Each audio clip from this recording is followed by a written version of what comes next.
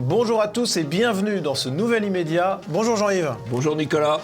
Et au sommaire, aujourd'hui, nous évoquerons d'abord l'entretien avec Meghan Markle et Harry au cours duquel ils ont attaqué la famille royale.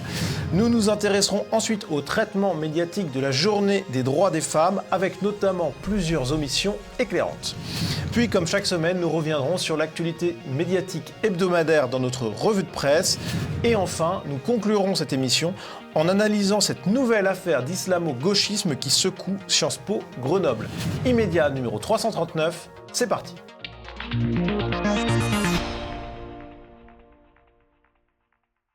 Et pour commencer cette émission, c'est l'image de la semaine. Et cette image, Jean-Yves, c'est celle d'un entretien, d'une interview donnée à la célèbre présentatrice américaine Oprah Winfrey par Meghan Markle et Harry. Une interview dans laquelle des coups ont été portés au Windsor, selon Le Parisien, Le Monde qui titre « La famille royale britannique essuie une nouvelle crise », en cause notamment des accusations de racisme. Il y a eu des discussions sur la couleur de peau du bébé à sa naissance. Quoi? Il y a eu plusieurs discussions. Attendez, il y a eu des discussions avec vous? Avec Harry. À propos de la couleur de peau de votre bébé? Et sur les conséquences que cela pourrait avoir. Comediante. C'est la fausse confidence à 7 millions de dollars quand même, oui. Puisque c'est le prix qu'ont touché Meghan et Harry pour faire cette confidence. Donc quand même, alors quand Madame Oprah Winfrey fait semblant d'être surprise et fait répéter, c'est vraiment du mauvais théâtre. D'ailleurs, elle joue plutôt mal, je trouve, parce qu'on voit que c'est téléphoné, on voit que c'est hypocrite, on voit que c'est une indignation feinte. Alors, c'est une indignation feinte, mais quand même qui a son prix. On a dit 7 millions de dollars touchés par les bébés Windsor. Et puis Madame Oprah Winfrey, c'est la deuxième fortune mondiale dans l'industrie du divertissement. Elle pèse 2 milliards 500 millions de dollars. C'est l'argent qui explique ces pseudo-sorties. Et alors, quand même, Le Monde qui met ça dans sa une. Alors, Le Monde, c'est quand même pas Gala, c'est quand même pas Voici. Mais là, on utilise en fait ces célébrités royales dans une optique de déconstruction de l'identité européenne et de déconstruction de la monarchie britannique. Et il y a eu des critiques, Jean-Yves, sur ces confidences à 7 millions de dollars. Effectivement, à ce prix-là, il vaut mieux que les confidences soient fracassantes, parce que sinon, c'est pas très intéressant. Pas surprenantes, mais croustillantes. Oui, il faut que ça soit croustillant. Voilà. Oui. Et donc, on a Stéphane Bern qui a critiqué cela en déclarant qu'il avait du mal à pleurer sur le sort de Meghan et Harry. Et on a également Jean Descartes qui était invité sur CNews et qui s'est exprimé à ce sujet. Ce qu'elle joue comme partition, Meghan, est très malsain. Elle essaye de se remettre dans la peau de Diana et de fabriquer un univers de conspiration contre elle qui n'existe pas.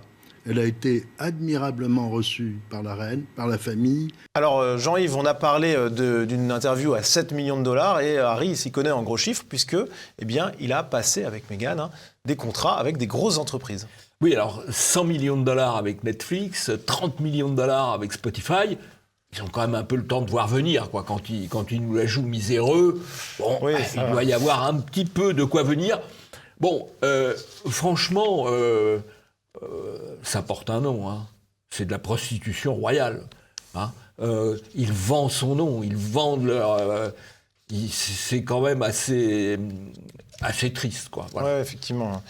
Et ce qui est intéressant, c'est qu'avec tous ces gros chiffres qu'on voit, on a une analyse de Guillaume Bigot, qui déclare « Ça révèle qu'on est passé de la lutte des classes à la lutte des races, puisque finalement, on ne parle plus de l'argent, il n'y a plus de lecture marxiste, mais juste la famille royale est accusée de racisme. Ah bah, c'est sûr que quand on voit Oprah Winfrey et puis Harry et Meghan, c'est pas la lutte des classes, puisque c'est l'hyper fortune mondiale, et alors on discute gentiment de la lutte des races. Bon, ce qui est une manière comme une autre d'exploiter toutes les races en question, d'ailleurs.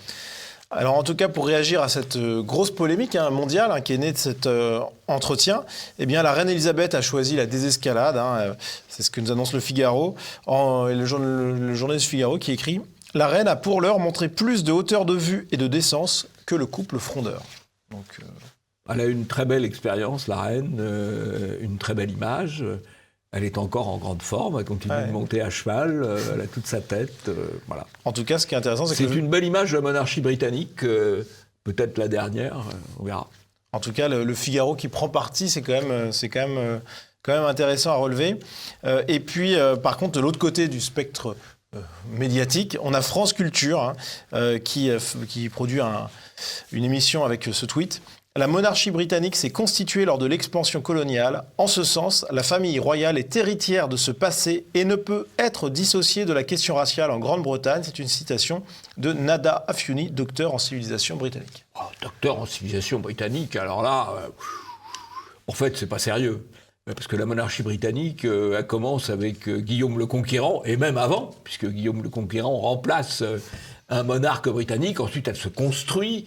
L'un des actes fondateurs, c'est la Grande Charte en 1211, c'est un peu avant les conquêtes coloniales. Ouais. Et puis il y a toute la construction au 15e, 16e siècle.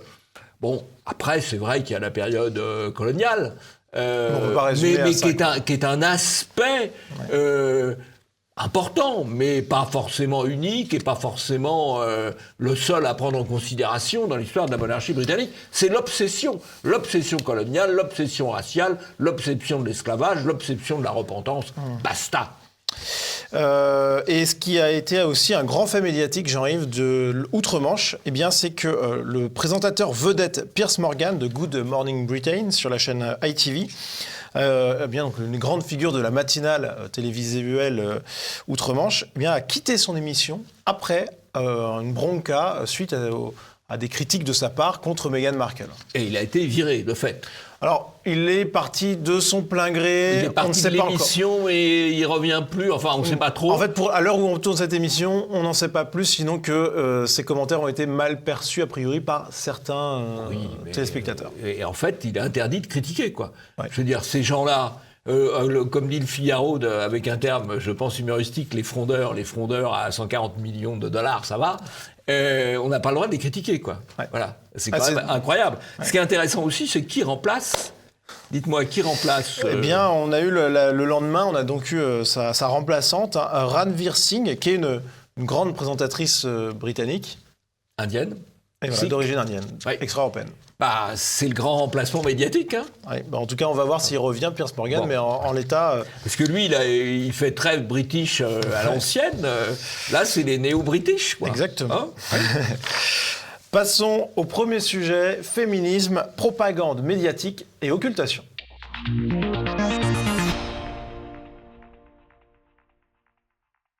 Ce 8 mars avait lieu la journée des droits des femmes et Jean-Yves, eh bien, la couverture médiatique a été énorme, presse papier, télévisuel, radio, etc. Alors pourquoi une telle ampleur de cette couverture médiatique ?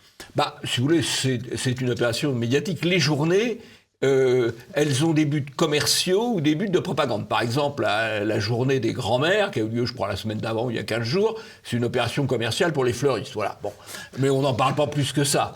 Ça reste un moment sympa quand même. La journée de la femme, c'est une opération de propagande. Alors vous allez me dire, oui, mais comment vous prouvez que c'est une opération de propagande ? Eh bien, je vais vous donner une série d'exemples. Nous allons donner ensemble une série d'exemples à ceux qui nous suivent. D'abord, il y a eu sur l'esplanade du Trocadéro, près de la Tour Eiffel, il y a eu une opération de féministes classiques avec 4-5 personnes qui ont mis en place un clitoris géant. Bon, on ne voit pas bien à quoi ça rime, enfin... C'est de mauvais goût, mais bon, bref. Ça, c'est couvert par l'AFP. Ouais. Et par les médias en Et règle par générale, les médias, voilà, ça c'est l'événement. Il y a eu à peu près au même moment où une opération de 268 femmes habillées en Marianne, protestant contre la GPA, la PMA, la marchandisation du corps des femmes. C'est la manif pour tous. On est dans le sujet. Là, AFP, rien. Ouais. Évidemment, derrière, rien non plus dans les médias. Quasiment Alors, rien. Quasiment rien. TV Liberté en a parlé. TV Liberté, les le médias. Figaro à la marge aussi un Bon. petit peu. Quel est le critère de choix? Quel est le critère de choix de l'AFP et de tous les médias qui reprennent l'AFP? C'est on relaie ce qui va dans le sens de la propagande dominante et on tait ce qui va dans un sens de contestation des pouvoirs dominants. Donc vous voyez bien qu'on est purement et simplement dans la propagande. Okay. Autre exemple, il y a eu des conflits, il faut que vous nous en parliez, entre différentes tendances féministes. Alors c'est un sujet complexe, on va essayer d'expliquer. La veille du 8 mars, le 7 mars, avait lieu place de la République une manifestation anti-pornographie et anti-prostitution par des militantes féministes comme par exemple Marguerite Stern, qui est une ancienne fémène. Et eh bien, nous l'apprend Valeurs Actuelles, cette féministe, Marguerite Stern, a été attaquée par d'autres féministes antifascistes, celle-ci, qui étaient donc réunies au sein d'un collectif contre la transphobie et avec, y compris avec des femmes voilées dedans. Donc c'est un melting pot un petit peu presque incompréhensible de l'extérieur. Bon.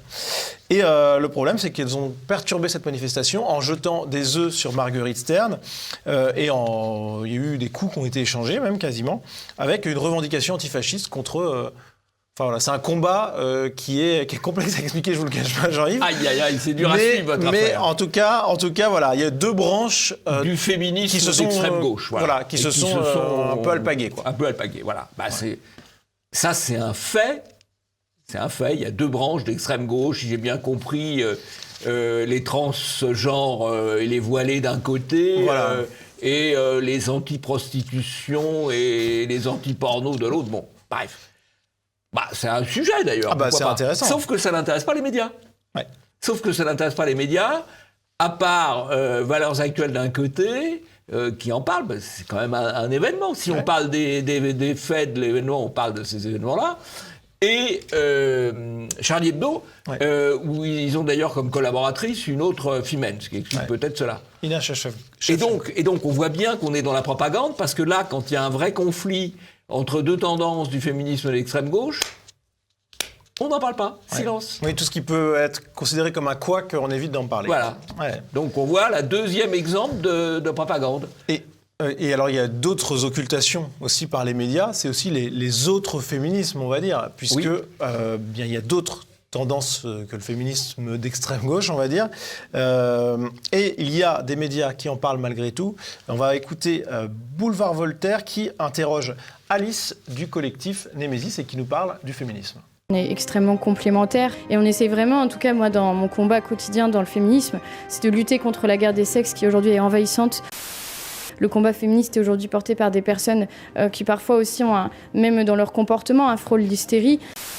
Aujourd'hui, la majorité des féministes, pour moi, sont plus des militantes d'extrême gauche que de vraies féministes. C'est ce qui est triste. En tout cas, dans les leaders aujourd'hui, les femmes qu'on voit le plus à la télé qui se revendiquent féministes sont généralement des femmes qui ont une vision assez formatée, ce qui ne leur permet pas ou ce qui font qu'elles ne veulent pas tout dire. Et je pense que c'est ce qui fait qu'il y a énormément d'omerta dans le combat féministe. C'est une assez bonne définition du féminisme identitaire, qui refuse la guerre des sexes et plus sur une logique de complémentarité, et qui, s'agissant des agressions dont les femmes peuvent faire l'objet, souhaite qu'on parle des vrais problèmes. C'est-à-dire, les vrais problèmes, c'est quand même essentiellement dans les contacts avec les milieux de l'immigration qu'ils se posent. Voilà. Ouais. Et donc, elle fait le job féministe, féministe identitaire. Évidemment, elle a peu de chance d'être invitée sur TF1 ou France 2 ou France Info. Quoi. Voilà, ça c'est clair. Autre vision féminine et presque féministe, même si c'est pas son propos, c'est celle de Thaïs Descuffon. On va l'écouter. Il y a des caractéristiques propres à notre civilisation et à la place de la femme dans notre civilisation. Je pense que c'est également un pilier de la famille, tout comme l'homme. Et je pense qu'il y a une complémentarité homme-femme très importante qu'il faut préserver. Néanmoins, le féminisme de droite en tant que tel, moi je ne pense pas que ça puisse exister. Le féminisme est une idéologie de gauche, déconstructiviste comme toutes les idéologies de gauche, et que dès le début, en fait, cette idéologie, elle portait en elle les germes de tout ce qui a découlé par la suite, de la destruction de notre société. Je ne pense pas que ce soit un mal en soi, le patriarcat, en fait. Je pense qu'aujourd'hui, justement, le problème, c'est peut-être qu'il n'y a pas assez de patriarcat. Les hommes sont dévirilisés, sont beaucoup attaqués et n'osent plus justement s'affirmer, alors que je pense que justement les femmes attendent que les hommes s'affirment, les défendent et n'aient pas honte d'être viril et d'occuper une place aussi qui leur est due dans la société. Hommes, soyez virils, c'est important. Hommes, soyez virils, là vous savez ce qu'il vous reste à faire, Nicolas. Hein. Ah, oui. Bon. Ah, oui. Alors c'est intéressant parce que c'est pas tout à fait le même discours que celui d'Alice, de Némésis. C'est un discours aussi qui reprend la complémentarité, mais qui récuse en quelque sorte le féminisme. Il ne peut pas y avoir de féminisme de droite. Et qui, au fond, se plaint au fond, de la féminisation d'une partie des hommes jeunes de sa culture et de sa génération. Voilà. Bon. Ouais, voilà un point de vue. Finalement, il y a un champ varié, il y a une grande diversité à l'occasion de cette journée des femmes, des droits des femmes. Mais il n'y a que sur TV Liberté, vous pouvez avoir toute la palette. Très juste, très juste. Alors, alors honnêtement, on peut avoir nos préférences aussi dans la palette, hein, oui, mais il y a toute la palette. Non, mais c'est intéressant d'avoir une diversité de points de vue, d'idées. C'est la vie, quoi. On n'a pas tous le même avis, mais c'est pas grave, en fait. Hein. Sauf pour les grands médias où, effectivement, il n'y a qu'un seul avis autorisé. Puisqu'on parle de grands médias, Jean-Yves, Libération qui était dans la tourmente cette semaine, toujours sur la thématique des droits des femmes. Pourquoi ? Bien parce que le 8 mars, ils ont mis en une de leur journal la lettre d'un violeur à sa victime. Ils ont donc donné la parole à un violeur par rapport à la victime. C'est ce qui a... En tout cas, c'est ce qui a énervé de nombreuses associations féministes comme Oser le féminisme ou Nous Toutes. Oui, alors c'est un peu curieux d'ailleurs comme démarche, même s'ils avaient pris l'avis du violeur et de la violée, si je puis dire.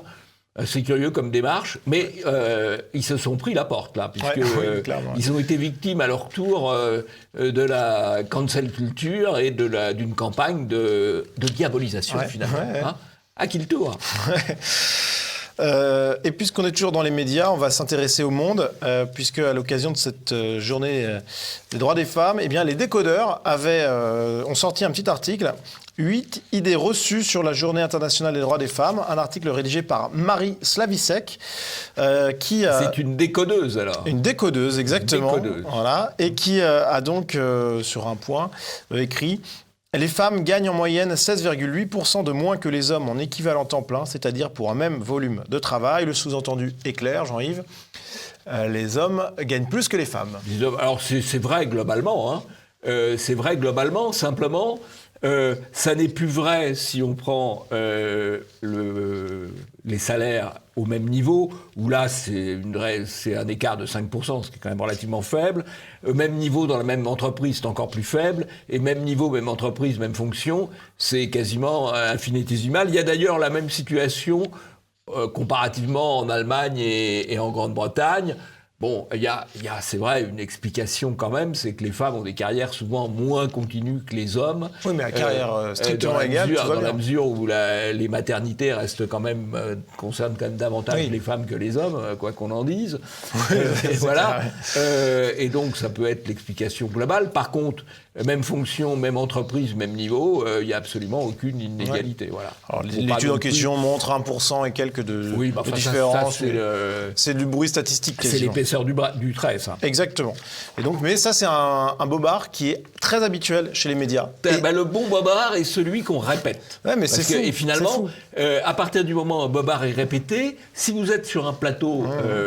d'un média dominant, c'est très difficile d'aller contre parce que vous avez immédiatement 4 ou 5 personnes qui vous tombent dessus. Oui, et puis on est obligé de se justifier en sortant une étude complexe, etc. Voilà. Et vous avez la simplicité du mensonge et du bobard face à la technicité du rétablissement de l'exactitude. Mais là où c'est... Ou de la précision. Là où c'est intéressant, c'est que étant donné que n'importe qui s'intéresse au sujet sait que c'est un bobard, ça veut dire que les journalistes, là, en l'occurrence des décodeurs, le font, mentent sciemment. C'est ça qu'il faut retenir, en fait. Oui, ils sont payés pour ça. Ouais. Décodeuses. Oui, décodeurs. Ou décodeuses, parce que je trouve qu'ils devraient faire un peu d'écriture inclusive, là, au monde. Décodeuses. Ah, dites pas ça, parce qu'ils vont peut-être s'y mettre. Oui, ils vont sûrement y penser. Ouais. Passons à la revue de presse.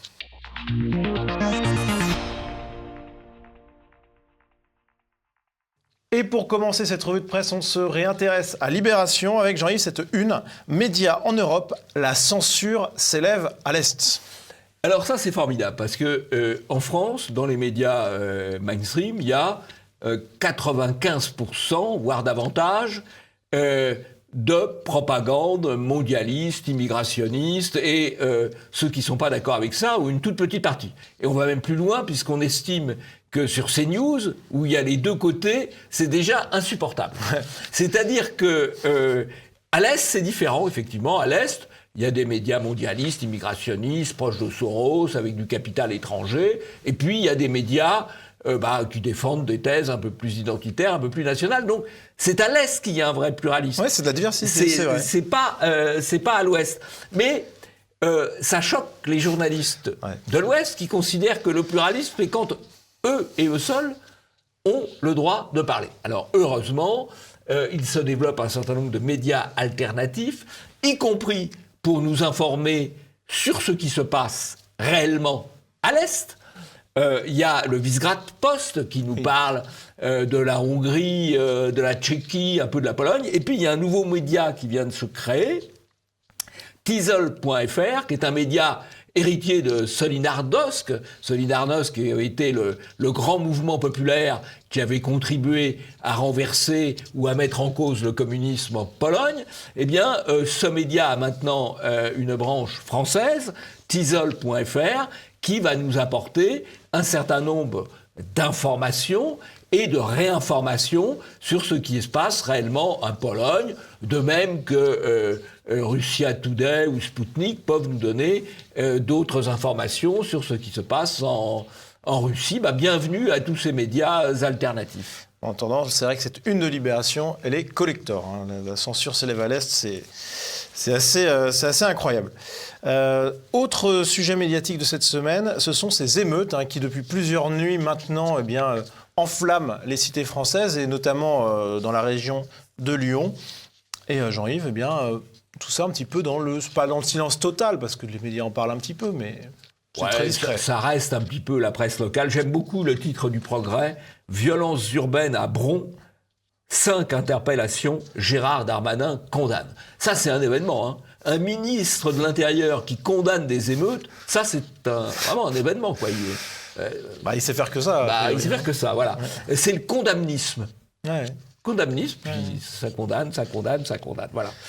Mais il n'y a pas de critique des médias. Parce que les médias, non seulement devraient en parler, mais devraient quand même se poser la question, pourquoi, comment se fait-il que ça se reproduise toujours dans les mêmes conditions, toujours avec le même public, toujours avec la même impunité? Il pourra en parler, 2, il pourra se poser des questions. Ouais, et malgré ce que dit Libération sur la censure à l'extérieur de la France, je pense plutôt que sur ce sujet-là, il y a bien une censure en France. Passons à un autre point intéressant de cette revue de presse. Il s'agit de Samuel Etienne, qui est journaliste à France Info et à France Télévisions, puisqu'il présente Question pour un champion. Et Samuel Etienne est de plus en plus sur ce qu'on appelle la plateforme Twitch. Donc Twitch, c'est une plateforme, un réseau social de diffusion de vidéos en direct, où, même de manière très majoritaire, des téléspectateurs, souvent jeunes, regardent d'autres jeunes jouer à des jeux vidéo. C'est ça la base de Twitch. Bon, après, ça a été décliné de plusieurs autres manières. Et Samuel Etienne, qui s'est donc peu à peu mis à cette plateforme, avec succès dans un premier temps, a décidé de mener des interviews politiques sur Twitch. Il a d'abord commencé par François Hollande, qu'il a accueilli donc chez lui, et il va bientôt interroger Jean Castex. Et quel casting! Ouais. Et ce qui est intéressant, c'est qu'il lui a été posé la question de savoir s'il accueillerait quelqu'un du Rassemblement national. On va écouter sa réponse. Moi, alors je parle pas en tant que journaliste, je parle en tant que citoyen. En tant que citoyen, Historiquement, pour moi, le FN hier, le RN aujourd'hui, n'est pas forcément un parti qui a toujours joué la carte de la République, et je ne me retrouve pas dans ses idées. Donc tu dis le Rassemblement national ne viendra pas sur Twitch. Je l'assume complètement, ouais. C'est chez moi. Alors Jean-Yves, ce matin même, Samuel Etienne a un petit peu retourné sa veste en disant qu'il était prêt à interviewer Marine Le Pen, pas chez lui, mais dans un lieu neutre. Donc il y a un petit retournement de veste quand même, mais c'est une question polémique. Oui, alors d'abord, Twitch, le propriétaire de Twitch, c'est Amazon. Donc on est là encore dans le périmètre, dans l'empire des GAFA et donc dans l'empire politiquement correct. Deuxièmement, Samuel Etienne, c'est un employé de Radio France et de France Télévisions. Bon. Troisièmement, il y a une volonté du pouvoir, de l'équipe de communicants de l'Élysée notamment, d'intervenir sur les nouveaux médias, et notamment les médias touchant les jeunes, parce que c'est sûr que le garçon de 15 ans qui regarde les jeux vidéo sur Twitch, il y a peu de chances qu'il regarde le 20h de TF1 ou de France 2. Donc il y a cette volonté de propagande, dont finalement... Samuel Etienne et Amazon ne sont qu'un instrument. C'est intéressant quand même qu'il y ait eu ce revirement, parce que ça veut dire qu'il y a dû avoir un certain nombre de réactions de la communauté des Twitchers, sans doute, qui ne sont pas forcément politisés, ou dont certains peut-être... sont de droite, tout simplement. De droite, voilà. Ça existe encore, les jeunes de droite. Savent qu'il peut y avoir des problèmes dans la rue avec certains milieux. Voilà, c'est possible aussi, oui. En tout cas, c'était une grosse actu. On suivra ça. On suivra ces tentatives du gouvernement d'aller sur Twitch. Autre sujet, Jean-Yves, qui n'a rien à voir, celui du Covid-19. On va écouter David Pujadas et son équipe sur LCI qui nous parle des contaminations à l'extérieur. Mais c'est la question. Est-ce qu'on se contamine beaucoup plus sur les lieux de promenade ou les jardins publics? Est-ce qu'on se contamine beaucoup, tout simplement? Eh bien, avec le recul du temps, 1 an d'épidémie, on a des exemples concrets qui nous permettent de nous faire une idée. Et le premier exemple, rappelez-vous, le 11 mai 2020, premier jour de déconfinement, réflexe des Parisiens, tout de suite d'aller sur les quais du canal et sur les bords du canal Saint-Martin. Pas de rebond de l'épidémie, pas de regain, pas de cluster. La fête de la musique, beaucoup de rassemblements dans toute la France, pas de cas, pas de regain de l'épidémie, pas de cluster. Les manifestations, le mouvement Black Lives Matter en France, pas de cluster. Une rave party près de Rennes, en Bretagne, à Lieuron. Pas de cas détectés parmi les 2500 personnes qui avaient participé à ce rassemblement interdit. C'est saisissant, parce que là, c'est un constat clair et carré. C'est une démonstration empirique. Est-ce que c'est confirmé par des études scientifiques? Oui, on commence à avoir beaucoup d'études sur le sujet. Alors, toutes montrent que les contaminations en extérieur sont possibles, elles existent, elles arrivent, mais elles sont bien mineures par rapport à ce qui peut se passer dans des environnements clos. Le risque de former un cluster en extérieur, lui, il est quasi nul, et c'est une idée qui fait consensus dans la communauté médicale. Voilà, on espère qu'on ne sera pas censuré pour avoir repris ce passage de Pujadas.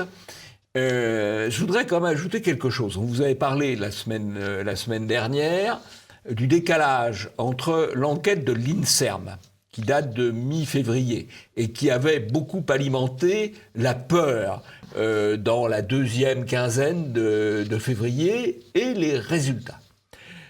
L'enquête de l'INSERM, l'étude plus exactement, la projection, les prévisions des scientifiques... Les prédictions presque. Les prédictions, non, c'est très sérieux, c'est des scientifiques. Les prévisions scientifiques de l'INSERM, c'était à la 10e semaine de l'année, nous y sommes, c'était 17 500 hospitalisations hebdomadaires. 17 500 hospitalisations hebdomadaires, chiffre officiel de l'INSERM. Bien, dans sa prévision. Nous avons regardé hier soir, le chiffre de Santé publique France sur la dernière semaine, les 7 derniers jours, 9 539 hospitalisations. Donc pratiquement la moitié de ce qui avait été annoncé par le gouvernement, qui avait présenté ça en conférence de presse, et par les médias. Donc il y a une distorsion pratiquement 2 fois moins, y compris d'ailleurs Ça, c'est s'il n'y avait pas la prévision de 17 500, c'est sans changement de politique, ce qui a été le cas. Mais s'il y avait eu un reconfinement particulièrement drastique sur l'ensemble du pays... C'était pas forcément un reconfinement, mais en tout cas, c'était un durcissement des mesures. Les prévisions étaient, on ne sait pas comment ils avaient calculé d'ailleurs, parce qu'on ne sait même pas si sans doute efficace, de manière très scientifique. Sans doute de manière très scientifique, oui. 11 500, c'est-à-dire là encore un décalage peut-être moins important, mais encore important. Ouais. Voilà. Donc, prudence, vigilance... Et garder l'esprit critique. Je rappelle que effectivement, on a eu il y a 2 semaines des vidéos, parce qu'on diffuse toujours sur 2 canaux les vidéos d'Immédiat. Un des canaux qui avait été censuré à cause de nos critiques des chiffres officiels. Enfin, en fait, on n'avait rien critiqué du tout. C'était une censure abusive, mais bon, passons. Du coup, on prend beaucoup de pincettes. On ne critique pas les chiffres officiels. Il peut nous arriver de souligner leurs contradictions. Voilà. Donc là, on ne va même pas souligner. On va juste présenter les prévisions, les chiffres réels. On n'en dira pas plus. Et je vous rappelle, et c'est très important, que la censure douce sur YouTube existe, malheureusement, et qu'il est donc très, très, très important que vous diffusiez au maximum cette vidéo autour de vous, puisque l'algorithme YouTube, parfois, est plus capricieux. Donc, on compte sur vous pour faire le travail de l'algorithme à sa place. Voilà pour les chiffres sur le Covid. On va conclure cette revue de presse avec, Jean-Yves, une information qui est liée d'ailleurs au Covid. BFM TV, la semaine dernière, les journalistes avaient été accusés par le Canard enchaîné d'avoir déjeuné dans un restaurant qui aurait dû être fermé mais qui était ouvert. Donc Marc-Olivier Fogiel, le patron de BFM, avait nié à demi-mot d'ailleurs, un peu gêné sur Twitter. Sauf que le Canard enchaîné confirme son information et va encore plus loin, puisqu'il révèle que Marc-Olivier Fogiel était lui-même un client de ce restaurant, qu'il y allait, alors que normalement c'était interdit, notamment puisqu'il l'avait eu au téléphone dans ce restaurant-là. Alors, ça, c'est ce qu'on reprochait aux ecclésiastiques dans le temps où les gens allaient à l'église, c'était de dire « Faites ce que je vous dis, ne faites pas ce que je fais ». Voilà. Bon, pas tous les ecclésiastiques. Pas tous les ecclésiastiques, voilà. C'était une formule anticléricale. Oui, voilà. Eh bien, cette formule anticléricale, je la reprends pour le clergé médiatique, qui est dans la même logique. Faites ce que je vous dis, ne faites pas ce que je fais. Parce que ce qui est extraordinaire, c'est que c'est BFM TV, qui est la chaîne la plus confineuse, la plus favorable à toutes les fermetures possibles, ils n'y croient pas beaucoup pour eux-mêmes, en tout cas. Oui, c'est clair que peut-être que, tout comme nous, ils regardent les prévisions et qu'ils analysent la différence entre les prévisions. Peut-être. Bon, en tout cas, véritablement, c'est scandaleux, quoi. Honnêtement, cette différence... Le fait d'aller dans un restaurant, alors même qu'à longueur d'antenne, on dit qu'il faut respecter les mesures, ça devrait faire scandale, ça devrait faire la une de tous les JT quasiment. Bon, j'exagère un peu, mais c'est quand même très révélateur du climat médiatique actuel. Passons au deuxième sujet, Sciences Po Grenoble, l'islamo-gauchisme en action.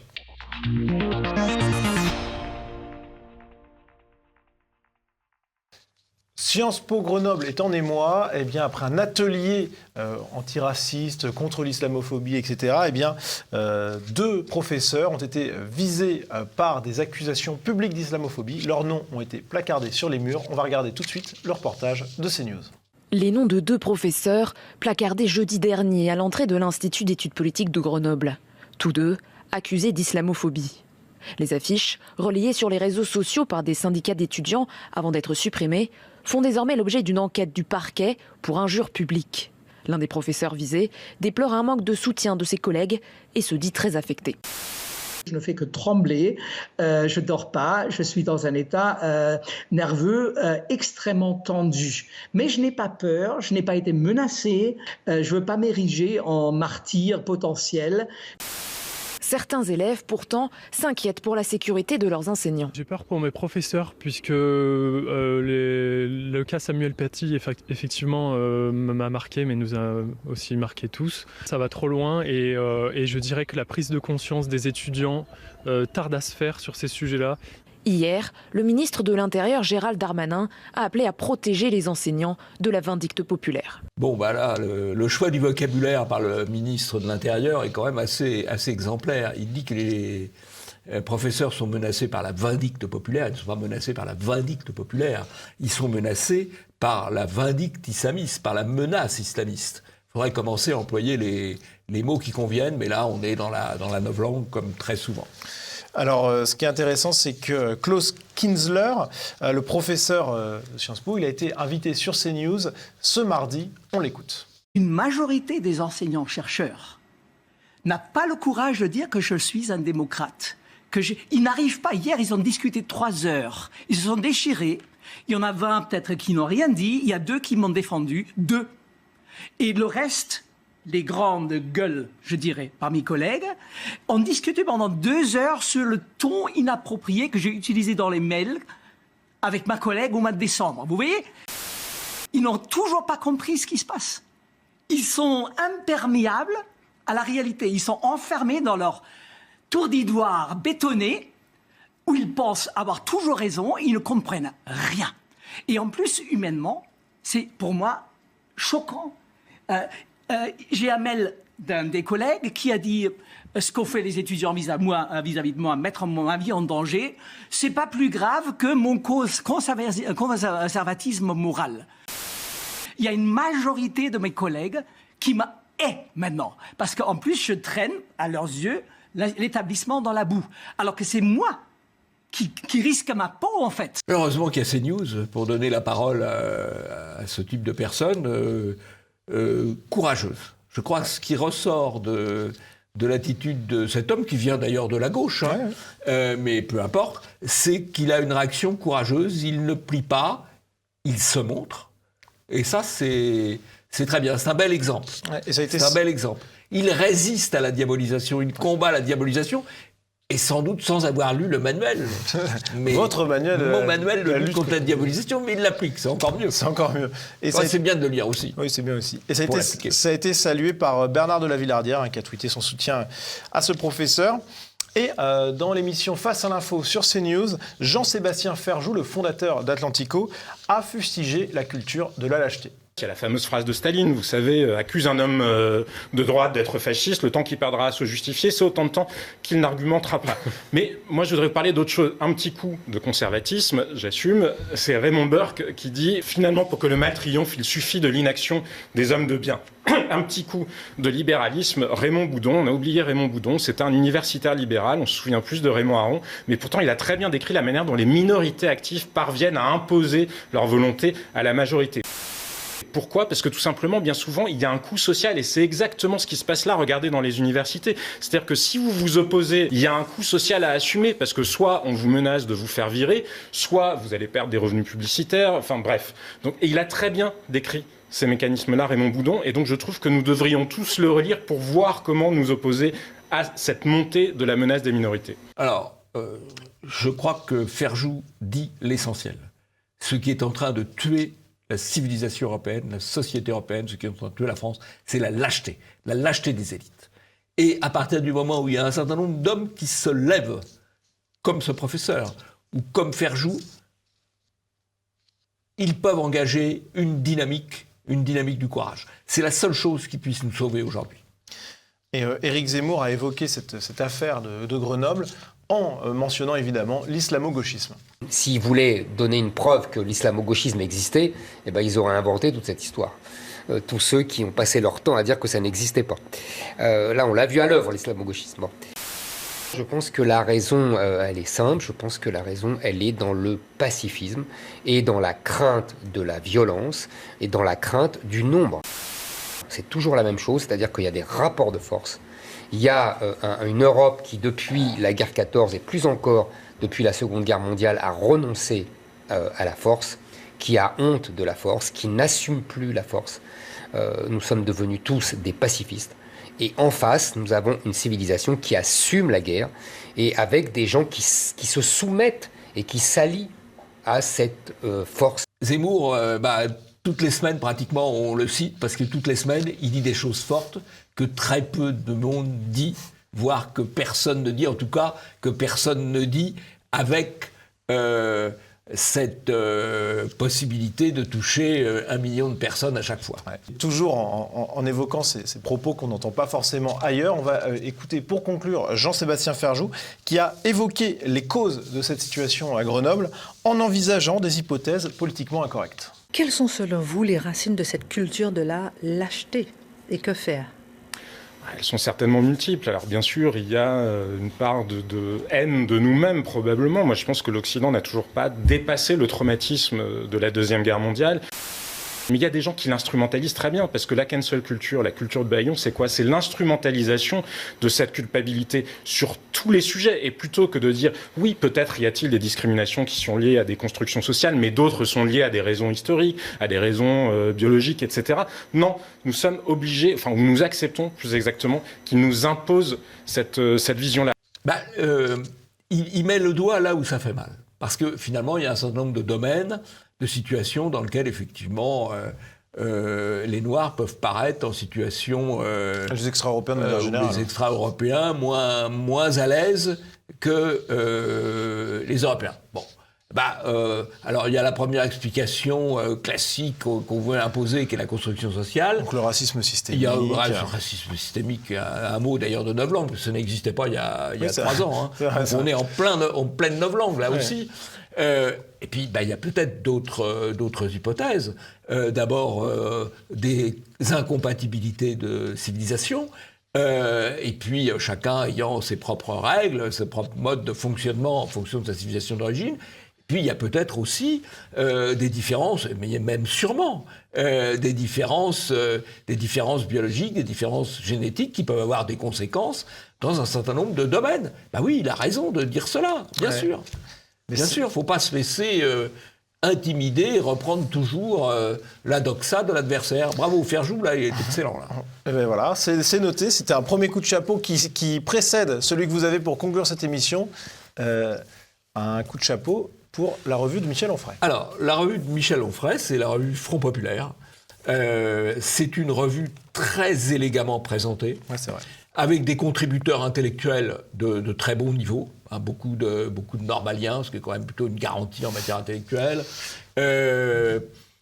et qui pose les vrais problèmes. Alors là, il y a un numéro complet consacré à l'immigration. Ouais.